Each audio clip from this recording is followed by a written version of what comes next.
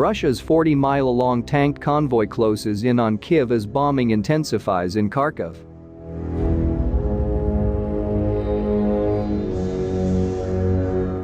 Kyiv, Ukraine. A 40-mile convoy of Russian tanks and other vehicles threatened Ukraine's capital Tuesday, the sixth day of the war.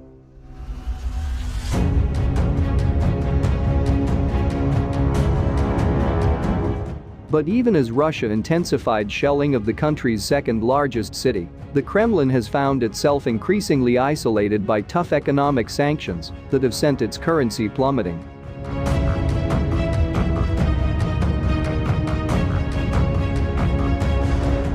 After a first, 5-hour session of talks between Ukraine and Russia yielded no stop in the fighting, both sides agreed to another meeting in coming days.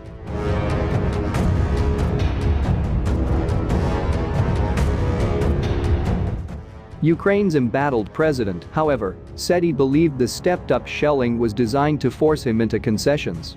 "I believe Russia is trying to put pressure on Ukraine."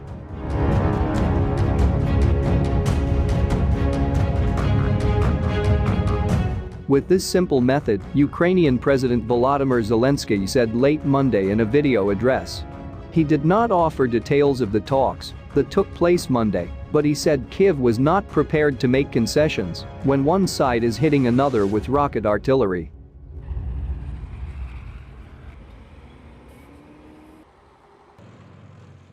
Six days into the invasion, the Russian military's movements have been stalled by fierce resistance on the ground and a surprising inability to dominate the airspace.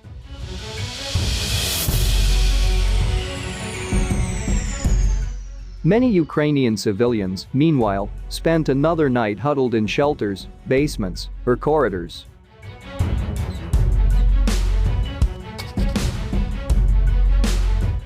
"I sit and pray for these negotiations to end successfully so that they reach an agreement to end the slaughter," said Alexandra Mikolova, weeping as she clutched her cat in a shelter in Mariupol.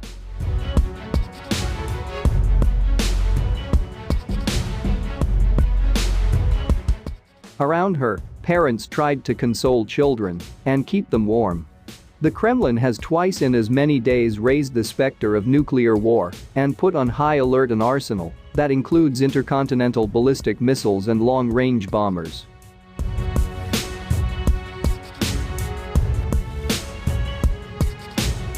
Stepping up his rhetoric, President Vladimir Putin denounced the United States and its allies as an empire of lies. Meanwhile, an embattled Ukraine moved to solidify its ties to the West by applying to join the European Union, a largely symbolic move for now, but one that won't sit well with Putin, who has long accused the United States of trying to pull Ukraine out of Moscow's orbit.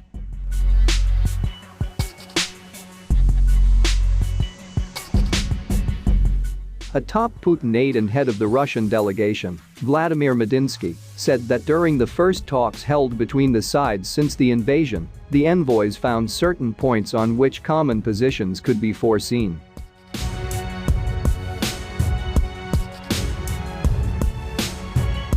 He said they agreed to continue the discussions in the days ahead.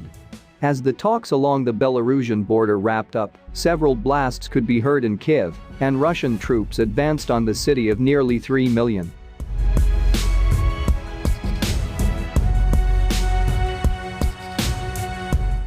The convoy of armored vehicles, tanks, artillery and support vehicles was 17 miles, 25 kilometers, from the center of the city and stretched about 40 miles, according to satellite imagery from Maxar Technologies. "They want to break our nationhood, that's why the capital is constantly under threat," Zelensky said. Messages aimed at the advancing Russian soldiers popped up on billboards, bus stops and electronic traffic signs across the capital. Some used profanity to encourage Russians to leave. Others appealed to their humanity. "Russian soldier, stop. Remember your family.